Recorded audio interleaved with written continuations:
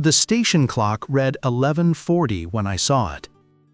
Third bench from the end of the platform. A walkman, the old kind, scratched silver, the kind nobody had carried in decades. Beside it, a cassette tape with no label, and beside the tape, tucked under the headphone cord so the wind couldn't take it, a train ticket. One seat, car number 3, the last train ever to run on the Hollis line. Departure, midnight. I was 58 years old. I had worked that station for most of my life, and I had come that night to watch it die. I thought I knew everything that platform had left to show me. The tape had no label, but standing there in the fog, before I ever pressed play, I already knew whose breathing I was going to hear. Stay with me until the end, because this isn't a story about a train.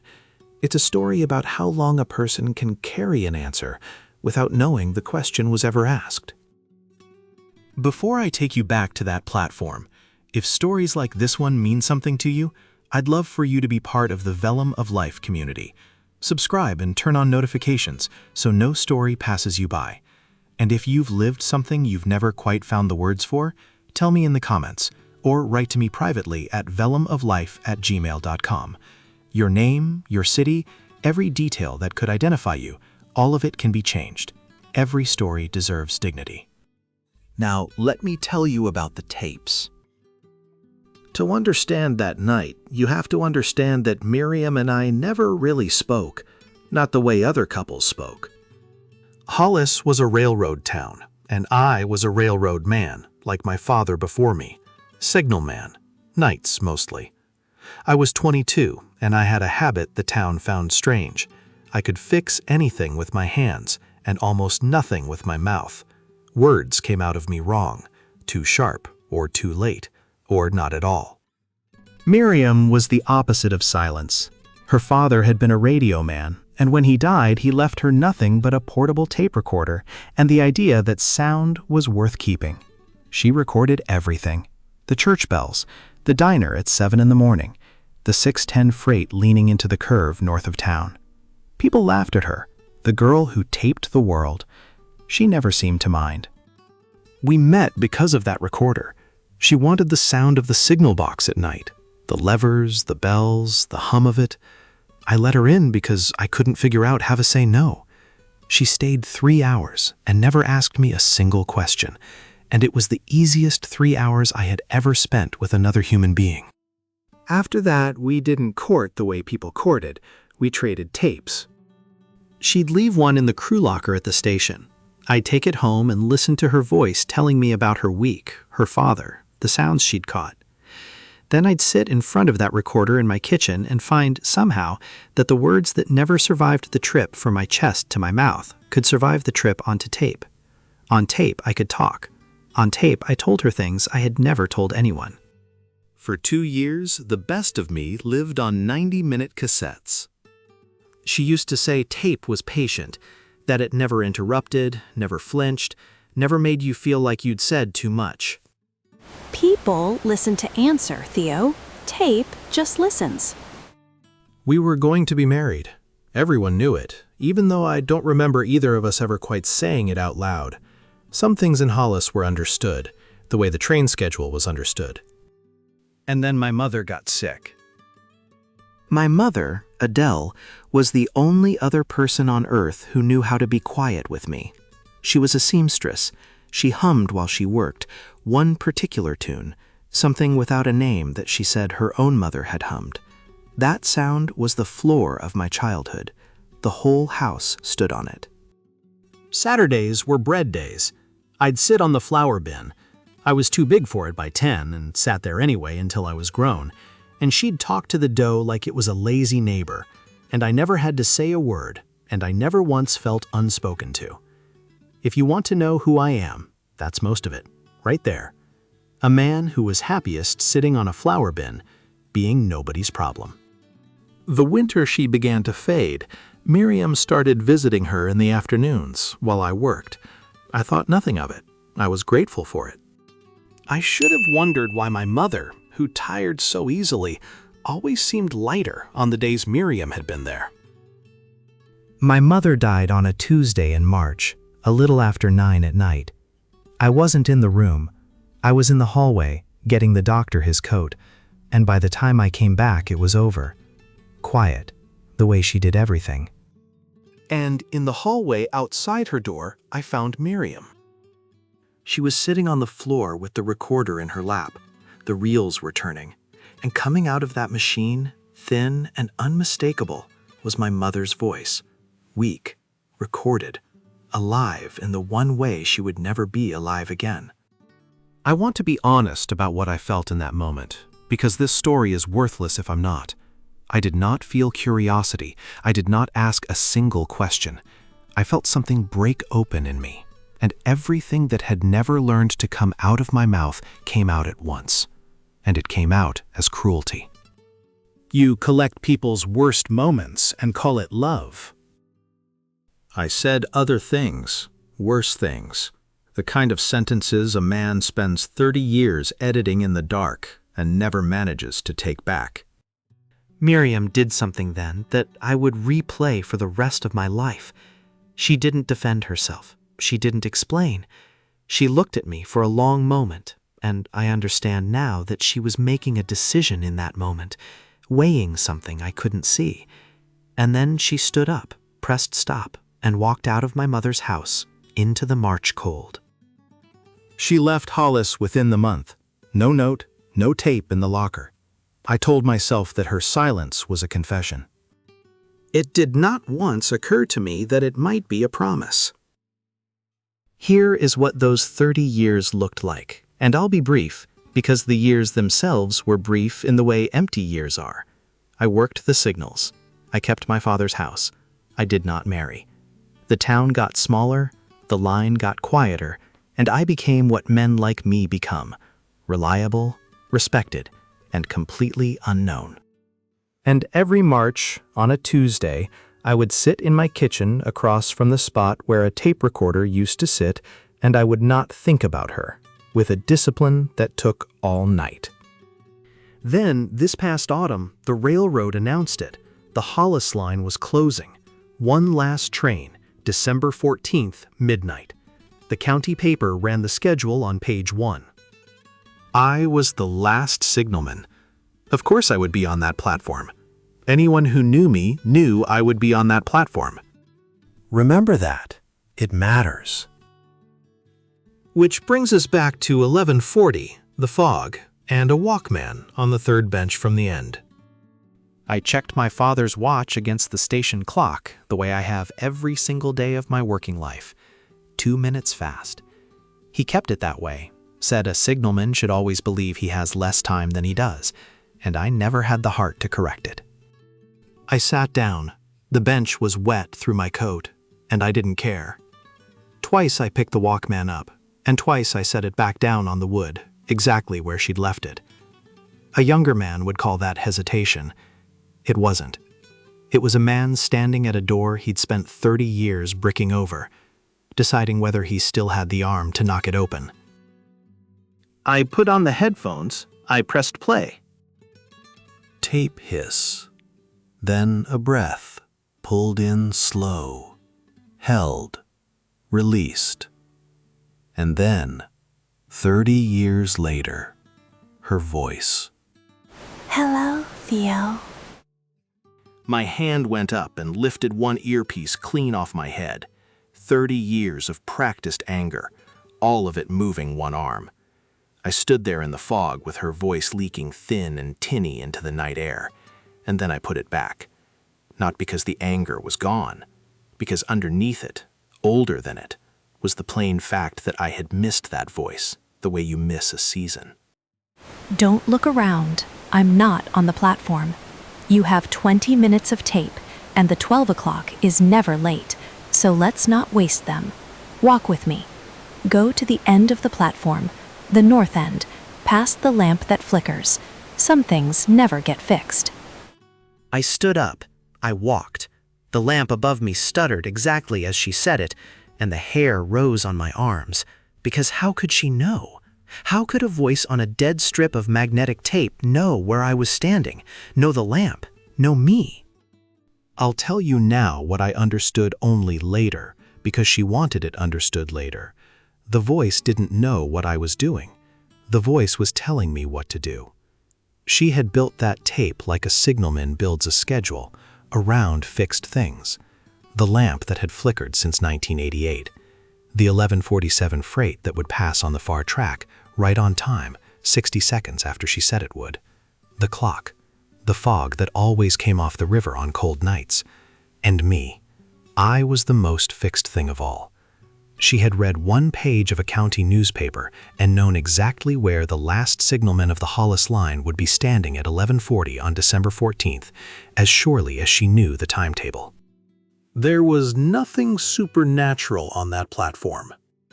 There was only a woman who had spent 2 years of her youth learning me by tape and had never once needed to see my face to know precisely what I would do. You're at the north end now. Sit on the last bench. This is where I recorded the 610 freight, the first week I knew you. I have carried that sound to every city I've lived in. Do you want to know what I do for a living, Theo? I keep archives now. A radio station in Philadelphia. I spent 30 years preserving other people's voices. It seemed fair, since I couldn't have the two I wanted. 2. The word went through me like the cold. 2 voices, mine and whose. I need to tell you about your mother, and I need you to hold still while I do it, because you have never once in your life held still for the parts that hurt. My thumb found the stop button and rested there. I want that on the record. I nearly did it. And she had known I would. She'd built a pause into the tape right at that spot. 4 full seconds of empty hiss. Long enough for a coward to make his choice. I left my thumb where it was, and I held still. That winter, Adele asked me to visit while you were at work. I thought she wanted company. She wanted a witness. On the 3rd visit, she pointed at my recorder and said, "I know what that's for. I want you to point it at me." She knew what was coming, Theo. Long before the doctors said it plainly, she knew. And she knew you. She said, and I am quoting your mother now, I have it in her own voice. She said, "My boy thinks silence is safety. When I'm gone, the house will go quiet, and he'll call that grief, and he'll live inside it like a coat. I won't allow it. I'm going to leave him noise." So we recorded 11 afternoons. Her stories, her mother's stories, the recipe for the bread you liked, said out loud with the jokes in it. She made me promise 2 things. That you would never know while she was alive, because you would have stopped it. You would have called it giving up. And that I would not hand you those tapes until you could bear them. Not a day sooner, she said. He'll be cruel before he's ready. Don't hold it against him. It's only fear wearing his voice. And Theo, before you turn me into something I'm not, I am no saint. For years I wanted to break her promise. In the spring of '99, I put all 11 tapes on the passenger seat and drove as far as Harrisburg. Then I turned around. Not out of loyalty. I turned around because I was still angry, and some small, ugly part of me wanted you to sit in that silence a while longer. I have been ashamed of that drive for 25 years. It may be the truest thing on this tape. The fog moved on the empty platform, and I sat on that bench with my mother's words in my ears, fear wearing his voice, and I finally understood the hallway. What I had walked in on that Tuesday night was not a woman collecting my worst moment. It was a woman who had just lost someone she loved to.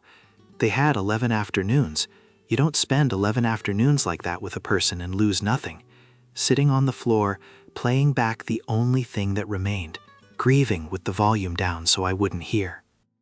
And the sentences I said to her. She had stood there under those sentences holding a promise to a dying woman and keeping it. Her silence had never been a confession. It had been the most expensive gift anyone ever gave me. The tapes are yours. All 11. They're in the key locker in the old signal house. You'll know the combination. It's the only date I ever mattered to you. They are yours no matter what happens in the next 5 minutes, Theo. Do you understand? Your mother's voice is not a bargaining chip. It comes home tonight, either way. Then a breath, and beneath the hiss, faint, spliced in from a march that was 30 years gone, I heard it.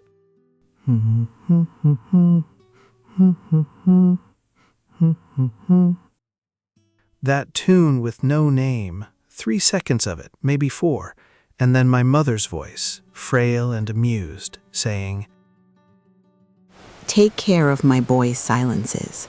They're not empty. I filled them myself. I don't cry easily. I hadn't in 30 years. On that bench, in the fog, at 11:55 at night, I made up for lost time. The tape ran on. Her voice came back, and it had changed, quicker now, closer to the microphone, and for the first time in 20 minutes, I could hear that she was afraid.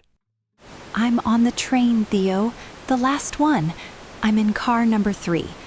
The ticket beside you on that bench is your passport to our beginning again. If you board, the past stays behind us. If you don't, your silence will be my answer, and I'll accept it. But whatever you choose it out of love, not guilt. I did not come back for an apology. 30 years is too far to travel for one. And then, far down the line, out of the fog, the horn. The 12 o'clock came in the way the last of anything comes in. Slow, enormous, apologetic. Brakes, steam, the shriek of a line saying goodbye to itself. I was on my feet before I decided to be.